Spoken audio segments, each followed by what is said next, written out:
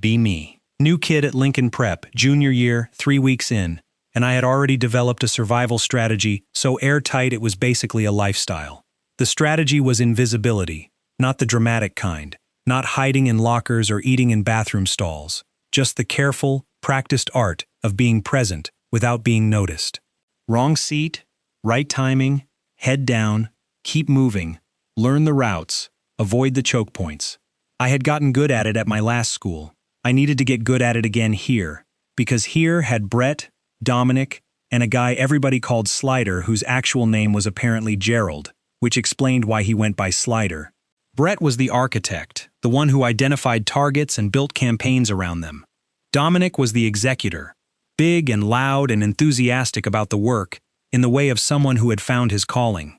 Slider was the audience, the one who laughed at everything the other two did with a specific laugh that made you feel like you were the punchline of a joke you hadn't been told yet. They had chosen me by day 4. I didn't know why then. I still don't know why, really. Some people are selected and some aren't, and the selection criteria are less about the target than about what the target represents to the person doing the selecting. Brett needed someone to organize around. I was new. I was quiet. I didn't know anyone who could make it complicated. I was convenient. The first incident was the lunch tray. I was walking to the nobody table, the one in the back corner that every school has, and Dominic's foot materialized in my path, and the tray went up, and the food went everywhere, and the sound of it, the clatter and the scrape and the silence before the laughter, that sound became something I carried home every day. I told no one. I adapted. I mapped their schedules, learned their routes, developed alternative paths. I ate fast. I became the human equivalent of a background character in someone else's story. This worked for about 3 weeks. Then, one Tuesday at 7:42 in the morning, I was at my locker pulling out my AP history textbook, which weighed approximately as much as a car battery and was equally fun to carry, and Brett appeared on my left, Dominic on my right, Slider behind me in their preferred triangle formation. "Nice backpack," Brett said, which I had learned was code for something I'd never fully decoded, and then a voice from behind all 3 of them said, "Move." Not a question, not a request, a word delivered with the structural confidence of a load-bearing wall. All 3 of them turned. The person who said it was a girl roughly my height, dark hair pulled back for function rather than style, wearing a faded soccer team jacket from a school that wasn't this one, holding a binder the way you hold something you've decided not to use as a weapon yet. She was looking at Brett with the expression of someone assessing mildly inconvenient furniture. "This hallway is for everyone," she said. "Relax," Brett said. "I am relaxed," she said. "That's what makes this a warning and not something else." Dominic did the puffing up thing, his default response to anything requiring actual thought. Her eyes moved to him with the efficiency of a surveillance camera and the warmth of one. "You want to think carefully about whatever you're about to do," she said. "I'm having a perfectly fine Tuesday, and I'd like it to stay that way." Something passed between the 3 of them, some silent calculation. Brett shrugged. Dominic deflated. Slider's laugh died in his throat. They moved. She walked past them, past me, down the hallway, without a single backward glance. I stood at my locker for 6 full seconds, history textbook in hand, reconstructing what had just happened. Then I went to class. I didn't see her again until 3rd period English, where she walked in, sat 2 rows from the front, put her binder on the desk, and opened to notes so dense and organized they looked like someone had formatted a spreadsheet by hand. I sat in the row behind her because the seat was available. She didn't look back. Ms. Aldridge opened with a discussion about symbolism in the scarlet letter. I spent the first 12 minutes thinking about the hallway. Then Ms. Aldridge called on her. "The forest is the place where the rules don't apply," she said, without looking up from her notes. "Characters go there to be who they actually are, instead of who the town needs them to be. Hawthorne is arguing that the authentic self is only possible outside of social surveillance." Ms. Aldridge said, "Excellent." She went back to her notes. I thought about that answer for the rest of class. After class, I caught up to her in the hall. "Hey," she glanced at me. "Hey. Thanks for this morning." "Sure." I know who you are," she said. "You sit behind me in English." "I'm Theo. Ryan." "I know." She stopped at her locker. I stopped approximately next to it, which was a decision I made without fully consulting myself. "They've been doing it a while?" she asked. 3 weeks. Brett does it to a lot of people, she said, turning her combination. He's a project kid. Needs a target to feel organized. Project kid. He finds someone, builds his social standing around the campaign, moves on when he gets bored. How do you know that? I've been at this school since freshman year. Why'd you say something? She pulled her locker open. Because I was there, she said, which was the most complete and confusing answer I'd ever received. She walked to class. I walked to mine, which was in the opposite direction, and I was late. Here is the thing I did not understand about Ryan for a long time. She was not doing what I thought she was doing. She was not specifically intervening on my behalf, because she had feelings about me. She was operating according to an internal code that included a clause about seeing something wrong and saying something about it. The difference between us was that she had apparently learned, wherever she learned things, that saying something made it better. I had learned the opposite at my previous school, and it had rewired something in me that I hadn't fully noticed was rewired. We had a kind of non-relationship for 3 weeks after that. English class, twice a week. She would nod. I would nod. Occasionally she'd say something in discussion that made me think about it for the rest of the day. Occasionally I'd say something and she'd write in her binder without commenting, which I came to understand was her version of acknowledgement. The Brett situation continued. Not in the hallway, that was apparently now off limits, but in other places. Parking lot, twice. Gym class, which was its own particular misery. The library, once, which felt like a violation even Dominic should have understood. I handled it the usual way. Minimization, route planning, creative deployment of actually I have somewhere to be. I didn't know Ryan was watching any of it. I also didn't know she was doing anything about it. I found out about the second time from Cooper Walsh. Cooper sat next to me in chemistry and had become my closest thing to a friend at Lincoln Prep. Not because of anything deliberate, but because chemistry proximity had made it inevitable, and Cooper treated inevitability as invitation. He slid into the seat before class one morning, with the energy of someone delivering news they found personally delightful. Dude, did you know your girl Ryan basically told Dominic to stop existing? She's not my... What? In the parking lot. Yesterday after school. Dominic was doing the thing, right? Where he's not technically doing anything, but he's definitely doing something. And Ryan just walked past and said something to him, and he physically stepped back. She didn't tell me. Why would she tell you? I didn't have an answer. She just did it, Cooper said, with the admiration of someone watching a nature documentary. Like 3 words and he backed up. What are those 3 words, Theo? I don't know. You don't know because you weren't descend. There. I was parked right there, and even I was too far away. I spent all of chemistry not doing chemistry. After class I went to English early. Ryan was already there, notes open. Cooper told me about the parking lot, I said. She kept writing. You didn't have to do that. I know. You could have just... Theo. She turned slightly. Not all the way. I was there. It was happening. I said something. Can we move on? Yeah. Thank you. Sure. She turned back. Ms. Aldridge started class. I found out about the 3rd time from Ms. Aldridge herself, as a postscript to a conversation about my essay on Hester Prynne. I hear you've been having some trouble adjusting, she said. I want you to know my door is open. And for what it's worth, I've noticed you have at least one person in your corner. Ryan? Miss Aldridge gave the smile of a teacher who has noticed something and decided not to be obvious about it. She's a good person to have in your corner. I left with the essay and a warm thing sitting in my chest that was not the lunch tray sound. It was different from the lunch tray sound. It was the opposite of the lunch tray sound. I started paying different attention after that.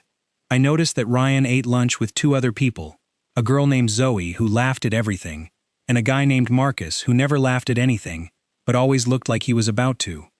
I noticed she ran cross-country, which explained the jacket, from her middle school team, kept because she liked it. I noticed she carried a different small paperback in her jacket pocket almost every week, never the same one twice. I noticed she nodded at me in the hallway now, not just in class. I noticed that one afternoon Slider was hovering near my locker, with the look of someone considering something, and then he looked up, and he saw something over my shoulder, and he walked away. I turned around. Ryan was at the water fountain 30 feet away. She wasn't looking at me. She was just there. I don't know if she even knew Slider had been there. But she was there at exactly the right time. and I was starting to understand that this was not coincidence. I brought it up on a Wednesday after chemistry, which was unusual enough that she noticed. "You have a question," she said. "How do you know?" "You have a specific walk when you're working up to saying something. Slightly faster, but your shoulders are doing the opposite. My shoulders. Tension. The speed says I have something to say. The shoulders say I'm not sure I should." I stopped walking. She stopped too. "Are you keeping track of them? Brett and his guys?" She looked at me for a second. "I notice things," she said. "Patterns." That's not an answer. "I see you in the places I go every day. If something is happening in those places, I say something." "Ryan." "Yes. Are you specifically watching out for me?" She shifted her calculus book from one arm to the other. "I pay attention to things that shouldn't be happening," she said finally. "You happen to be one of the things that shouldn't be happening too. So yes. I processed that. "Can I ask why?" "Because you don't," she said. "Don't what?" "Say something. I've been watching you navigate this for 2 months. You're good at it. You've learned all their routes. You minimize every encounter. You're very efficient at making yourself small." She looked at me. And the thing in it wasn't pity. It was more accurate than pity. "But you shouldn't have to be." I had nothing. "I have practice," she said, and walked away. I stood in the hallway for 10 seconds. Then I walked to my next class, approximately on time, with my shoulders doing whatever they were doing. Things shifted after that, not dramatically. Just gradually, the way seasons actually change. Not on the date, but incrementally, until you notice one morning that it's different, and you can't remember exactly when it got that way. I started eating lunch at a different table, specifically the one where Ryan sat with Zoe and Marcus. This happened because Zoe invited me. Zoe had decided, on her own timeline, that I was interesting, and her method of acquiring things she found interesting was direct and loud. "Sit with us," she announced one day, pointing at me with her fork at full cafeteria volume. I looked at Ryan. Ryan was eating and did not look up, which I interpreted as permission. I sat down. "I'm Zoe," Zoe said immediately. "I know. I'm Theo. I know. Ryan talks about you." "She doesn't really talk," Marcus said, to his food. "She mentioned him," Zoe revised. Ryan ate her sandwich. "What did she mention?" I asked. "She said you had an interesting response to Hawthorne." "That's a compliment from Ryan," Marcus said, still to his food. "How is that a compliment?" "She has no patience for uninteresting responses to anything. She once left a group project because the other members were thinking too small." "I maintain my commitment to the group," Ryan said. "You did the whole project yourself. That's maintaining commitment." Zoe looked at me with the expression of someone who had been enjoying this show for a long time and was delighted to have a new audience member. Marcus finally looked up. He had the face of someone who found life moderately amusing but was too sensible to say so. "Marcus," he said. "Theo." "Yeah." He went back to his food. I ate lunch with them every day after that. It turned out that the lunch table was a different context for Ryan. In class, she was precise and contained. At lunch, she was still precise, but occasionally she said the exact right thing at the exact right moment, in a way that wasn't trying to be funny, but was. Zoe would tell a story. Marcus would say something quietly devastating. Ryan would say one sentence, flat and perfect. And Zoe would lose it. And I would lose it too. And Ryan would watch the blast radius with the expression of a scientist observing a controlled experiment. I started looking forward to lunch in a way I hadn't looked forward to anything at this school. And then November happened.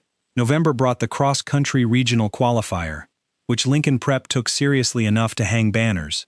Ryan qualified for regionals. Cooper told me before Ryan did. "Your girl's going to regionals," he announced in chemistry. "Top 5 in the district."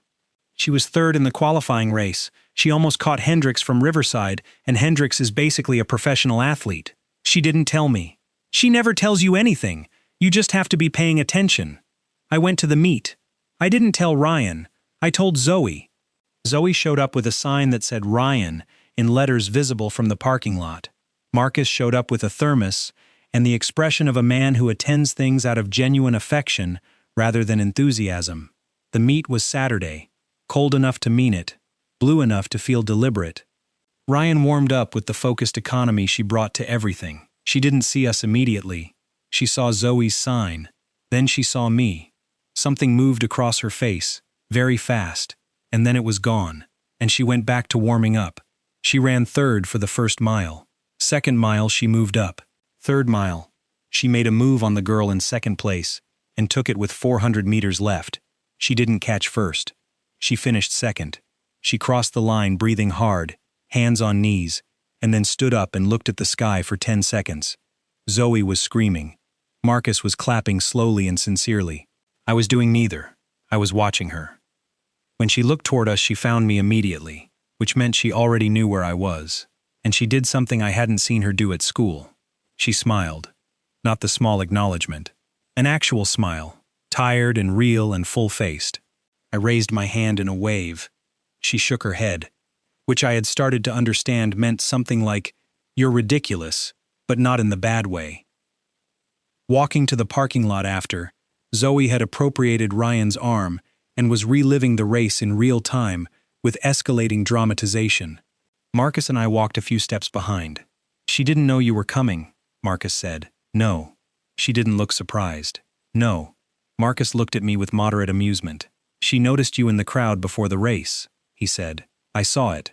You see a lot for someone who mostly looks at his food." "I look at my food so nobody knows I'm looking at everything else," Marcus said, with the serenity of someone who has been doing this successfully for years. "I thought about that. She ran better in the second half," I said. "Yeah," Marcus said. "She usually does." We reached the parking lot. Zoe was still talking. Ryan was half listening and half looking at something in the middle distance. She looked over at me once.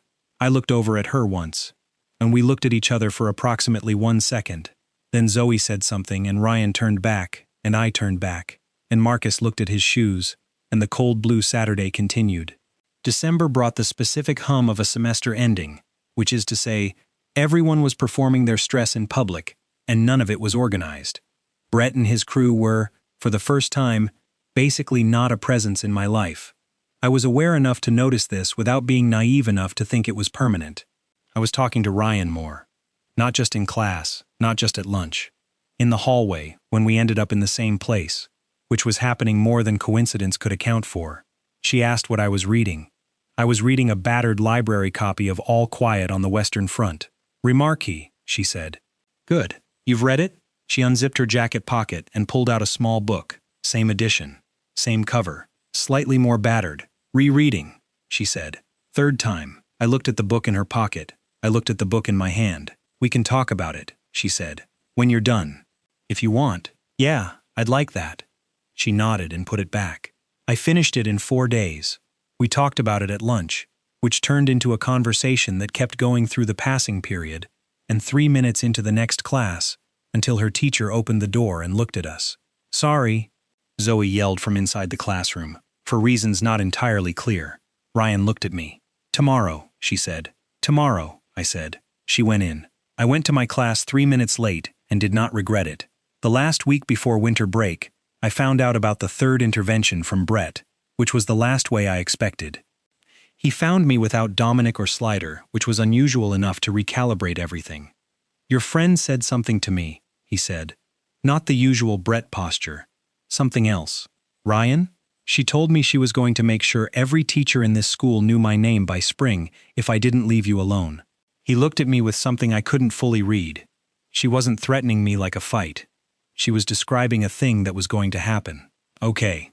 Who is she?" he asked, and the confusion in it was genuine. The confusion of someone who tried to categorize a person and failed completely. "She's in your English class," I said. "She's been there the whole time." Brett processed this. "She's weird," he said. "Yeah," I said. "She is." He nodded and walked away, and somehow I knew it was over.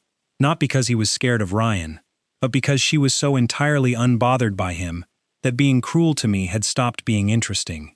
She had taken the game away by simply not playing it. I went to the library. She was at a table in the back, calculus book open, pencil moving. I sat down across from her. She looked up. "Brett talked to me," I said. "Okay." He said you talked to him. She looked back at her calculus. "You talked to him." To his face. "About me." "I had a conversation with him, yes." "Ryan." "Theo. Why didn't you tell me?" She put her pencil down. "Because you would have told me not to." I opened my mouth, closed it. "Would you have?" "Probably." "So I didn't tell you." But you did it anyway. Yes, because you were there. Because it was wrong, she said, more directly than she usually said things. It was wrong, and it was happening to you, and I don't need your permission to say something about a thing that's wrong.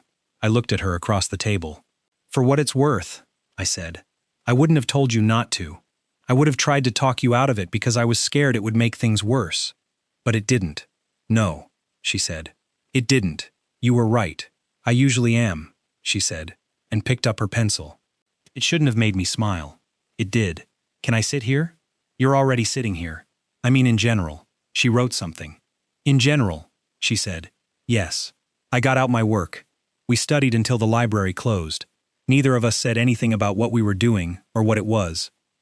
But the thing about Ryan, I was learning, was that she didn't need to name things to know exactly what they were.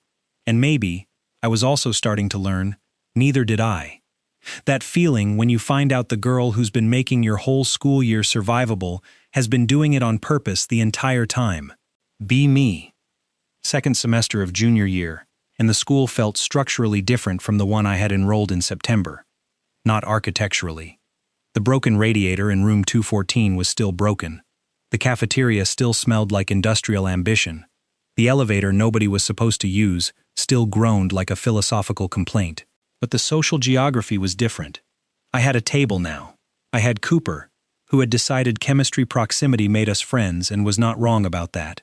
I had Zoe, who had decided I was interesting and showed no signs of revising this.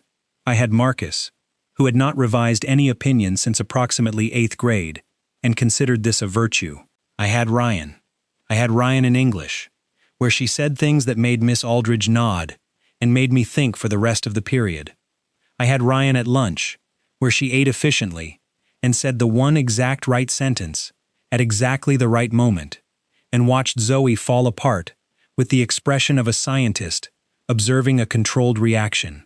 I had Ryan at the library table on Tuesday and Thursday afternoons, our library table, studying whatever we were studying, not always talking, sometimes talking, and the talking had a quality I couldn't name but recognized, the quality of something you want to keep going. What I didn't have was any name for what it was. I had tried several friends, which was true but incomplete. Whatever it is when two people share a library table twice a week and argue about books, and she tells you that you're thinking too small, and you believe her, which was accurate, but not a category.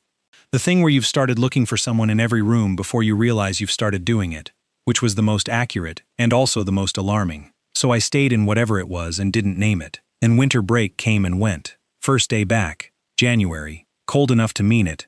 I got to English early. Ryan was already there with a new book in her jacket pocket. What is it? I asked. She held it up. Ursula K. Le Guin, The Dispossessed. First time? Second. I read it last year, I said. It made me feel like I'd been thinking about ownership wrong my whole life. She looked at me with that look, the assessment that kept finding something acceptable. You can borrow it when I'm done, she said. I already own it. Then you can read it at the same time, and we can have the argument about Anaris in real time. What argument about Anaris? Whether it's a utopia or just a different kind of prison, she said, and turned back to her notes.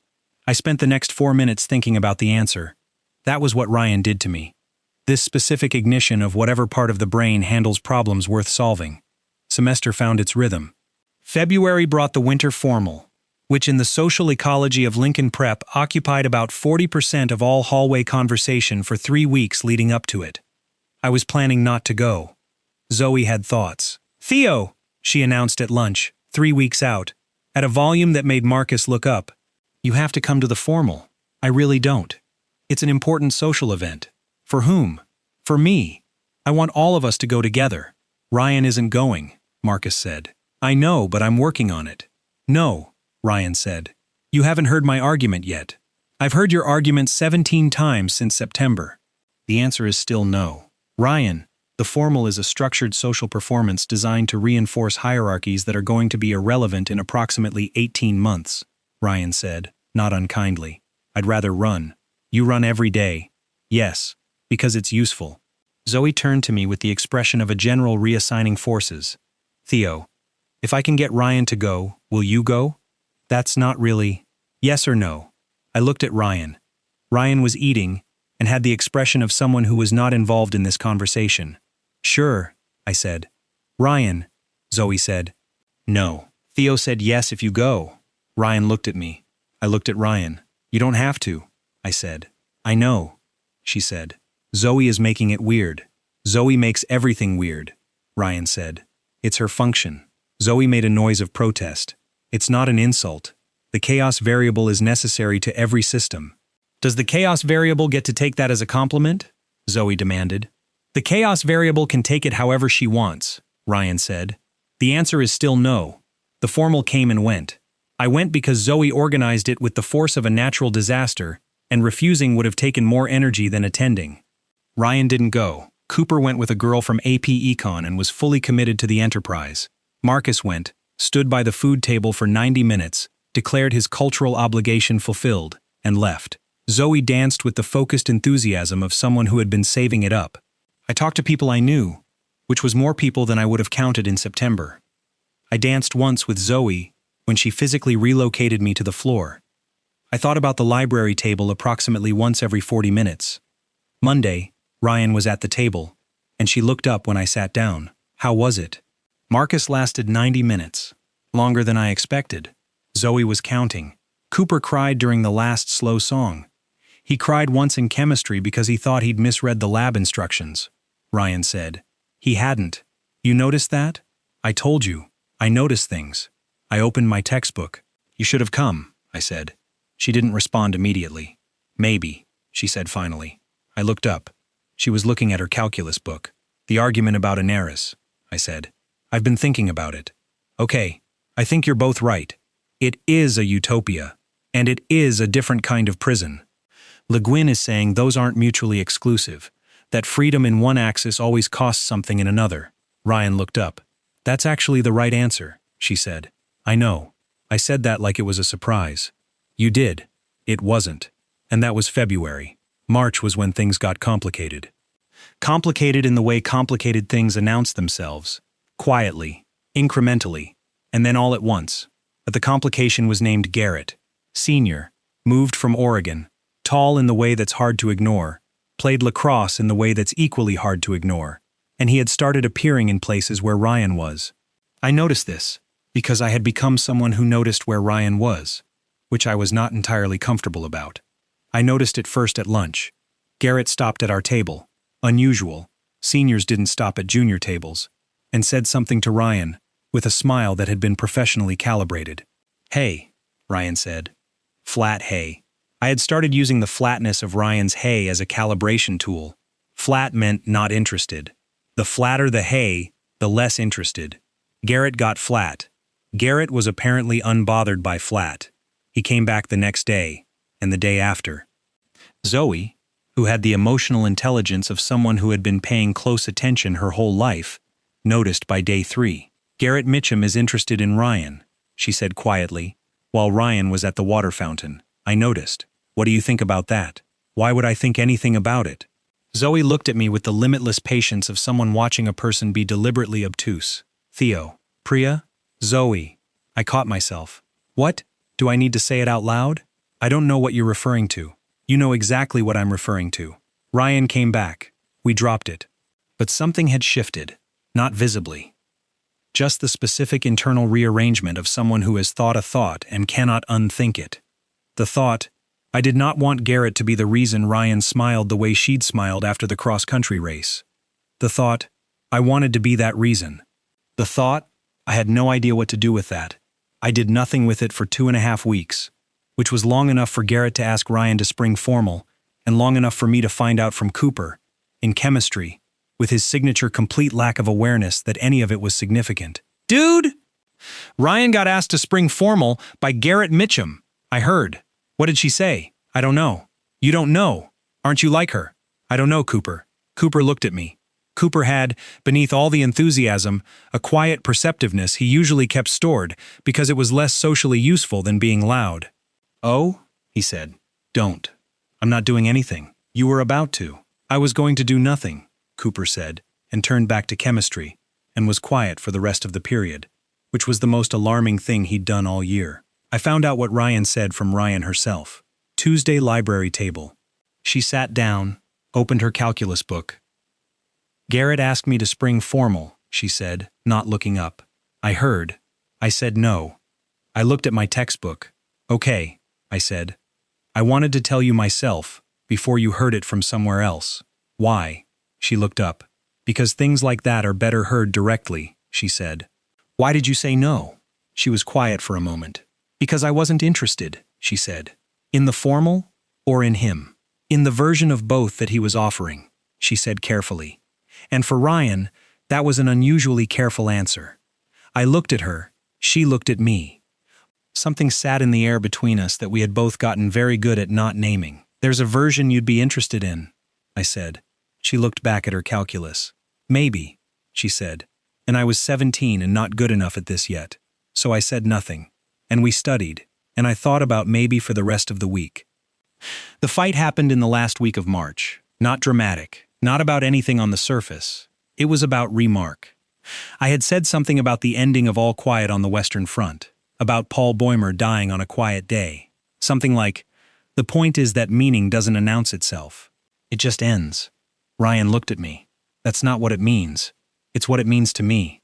That's a passive reading. It's an interpretation. It's a surrender, she said. Flat and precise the way she said things analytically. Except this time it landed wrong. Okay, so what does it mean? It means the systems that destroy people keep operating regardless of individual consciousness. It's not about meaning being absent. It's about meaning being irrelevant to the machinery. That's bleaker than my read. It's more accurate. You don't tome. Know that. You're not Remarka. I know how to read a text. So do I. Then read it again. I've read it 3 times, Ryan. And you keep reaching for comfort in it. I stopped. What? She was still calm, which was somehow more irritating than anything else. You want Paul's death to be meaningful on some personal level. You want the quiet day to be significant. But it isn't. That's the argument. Significance is a thing people apply after the fact to make the unbearable survivable. That's your read. It's the text. It's your read, Ryan. We can disagree, she said. That's not the problem. What's the problem? I looked at her. You say everything like it's already settled, I said. Like you've decided, and the conversation is just you, waiting for me to catch up. She went quiet. I don't do that, she said. You do. You do it about the book, and you do it about everything else. You decide what something is, you say it, and 90% of the time you're right. But the part where you don't leave room for being wrong is... I stopped. Is what? She said. I shouldn't have stopped there. Frustrating, I said. She looked at her calculus. Okay, she said. That's it? Just okay? What do you want me to say? I don't know. Something. I'll think about what you said. Ryan, I'm going to go, she said. And she gathered her things with the same efficiency she did everything, and she left, and I was alone at the library table with Remark and a feeling in my chest that was not the lunch tray sound, but lived in the same neighborhood. I stayed 40 more minutes. Then I went home. Wednesday she wasn't at lunch. Zoe looked at me. I looked at my food. Marcus looked at both of us and went back to his. What happened? Zoe asked. Argument. About what? Remarque. Zoe stared at me. You got in a fight with Ryan about remark. About the nature of meaning in the context of remark, technically. Theo. I know. That's not what it was about. I know what it was about, Zoe. Do you? I ate my lunch. Zoe was quiet for 30 seconds, which was a personal record. The thing about Ryan, Marcus said to his food, is that she doesn't argue about things she doesn't care about.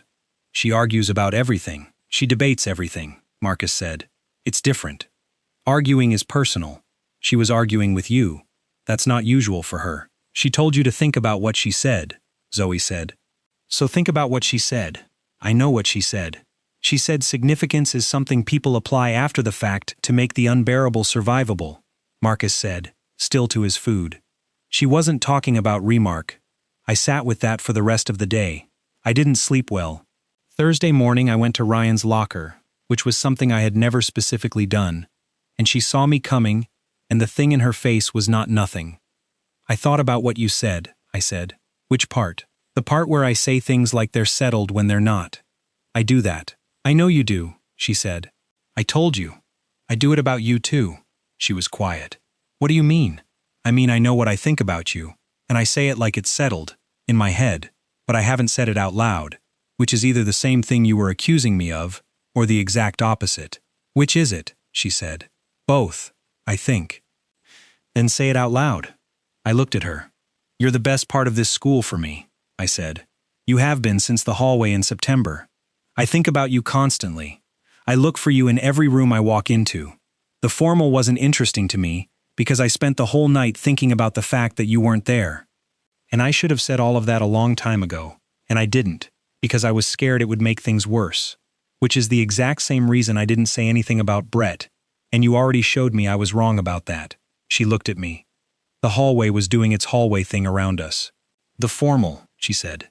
Yeah. You spent it thinking about me. Yeah. I didn't go to the formal, she said. I know. I went for a run. I know. I thought about you on the run, she said. I looked at her. Okay, I said. Okay, she said.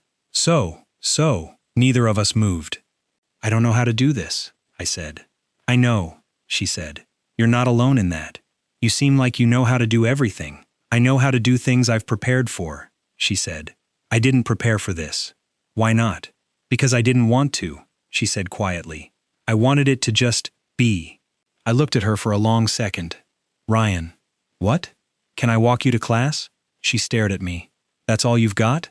For right now? Yeah, I'm working my way up. She picked up her bag. Come on then, she said. We walked to class. Same hallway, same morning, same building. But she was walking next to me differently now. Not physically, just in the way of something that has been named. Not by words. By the fact that we both knew what it was. April was different. Nothing changed dramatically. No announcement. No conversation about what we were. We just walked to class. And the next day we walked to class. And on day 3, Zoe looked up from her lunch and saw us walking into the cafeteria together and said, "Finally," loud enough to turn several heads. We didn't say anything, I said. You don't have to say anything. Some things are just visible. Marcus, to his food. Been visible since October. We only started talking in October, I said. Yes, Marcus said. I looked at Ryan. Ryan was eating her lunch. He means it was visible from the start, she said. Was it to you? She looked at me.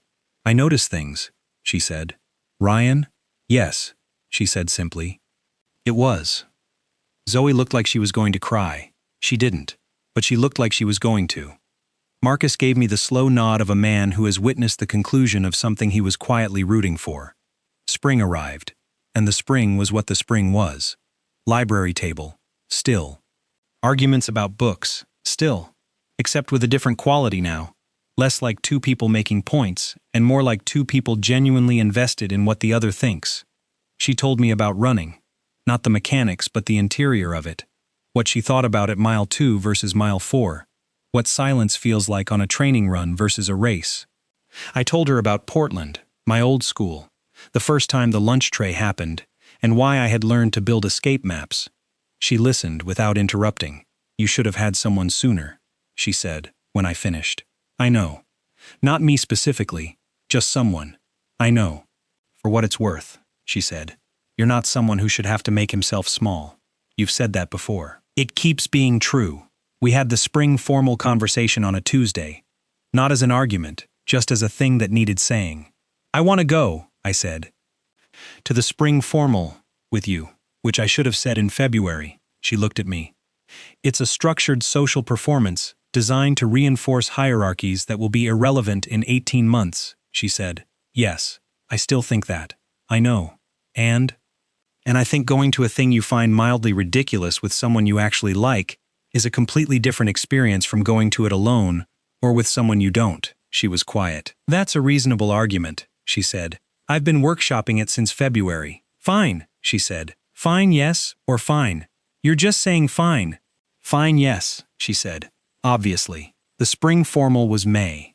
Zoe documented it with a fervor that suggested she was filing for historical record. Cooper was there with Andrea from AP Econ, who had, it turned out, been engineering their lab partnership since September, which explained an enormous amount about Cooper's year. Marcus attended, lasted 40 minutes longer than the winter formal, attributed this to an improved playlist. Ryan wore her jacket over her dress for the first hour because she was cold, and she did not care about the visual discontinuity. She was the best-looking person in the room in both configurations. I didn't say that out loud, she said. At some point, you're doing the shoulder thing. What? The tension one. There's something you want to say. You're extraordinarily annoying about noticing things. Yes, she said. Say it. I was going to say you look. I stopped. Theo. Remarkable, I said. She looked at me. That's a word, she said. It's the right word. It's the understatement of the year. I'm working my way up. She shook her head. You're ridiculous. Not in the bad way.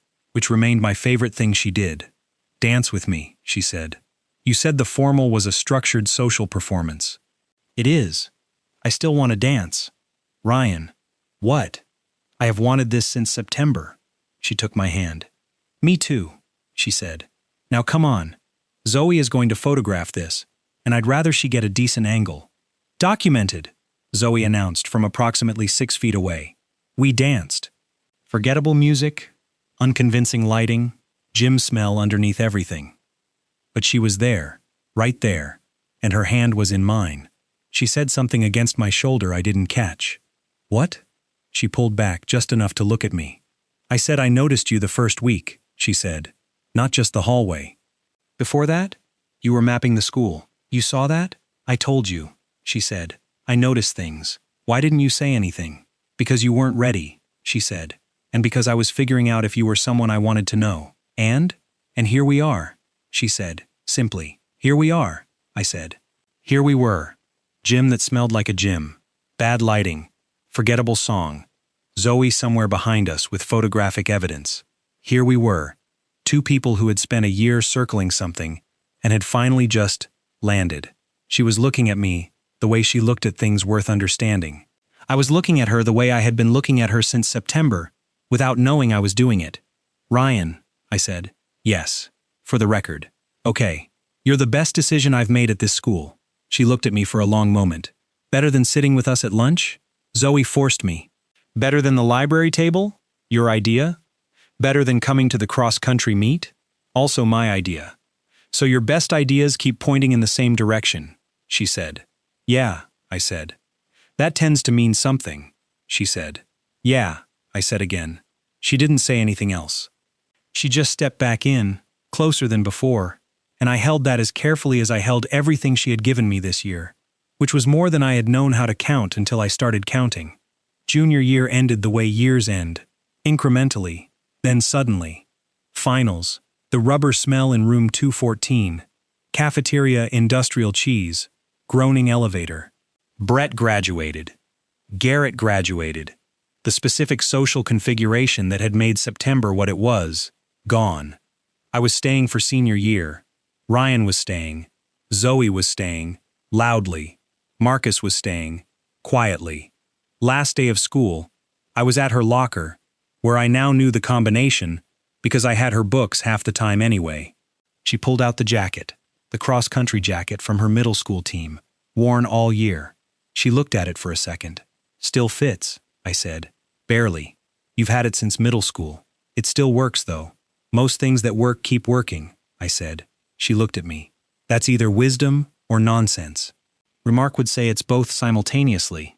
You're still reaching for comfort in remark. And you're still reaching for significance in the absence of it, I said. We might be the same. We're not the same, she said. We're complementary. It's different. I looked at her. She looked at me. And then she smiled. The real one. Tired and full-faced. The one I first saw at the cross-country finish line from across a field. I had been in love with her since at least October, probably before. Marcus had apparently known since the beginning, which I believed, because Marcus saw everything. I was only now admitting it with any precision. But that was okay. That was the right pace. She put the jacket on. Senior year, she said. Senior year, I said. Knew everything. Same us, I said. Same us, she agreed. Like it was the most obvious conclusion in the world. Maybe it was.